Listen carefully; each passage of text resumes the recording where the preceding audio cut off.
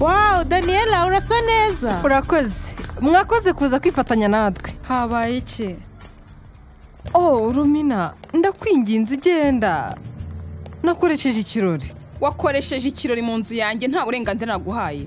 Kumenyesha nyirinzu ni ikinyabupfura. Uzi n'ikindi nakabikoze ariko papa wanjye ntago agihari. Ubu nakabaye mbimubwira. Ntago nzongera kumuvugisha ukundi kubera wowe. Naba numvise neza. Nashimiye ubutabera ko bwagaragaje ukuri. Ko Arvin na Kasi nta sano bafitanye ry'amaraso. Niko ikirego cyawe cyarangiye. Ariko ubu ngubu ufite icyizere ko uzantsinda. Sinzi hano gikura.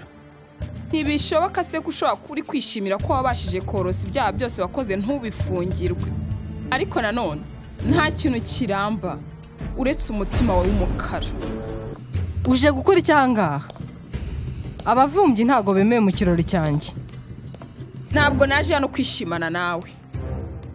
Mwese nimwumve mureke twishime. Ku mwana mbere mukasi. Nimuze ko umuyobozi wa Kamira, umugore wishe ngo bamfate ku ngufu, umugore wishe se, ashobora kuba ashashagirana nka zahabu ariko umutima wari umukara.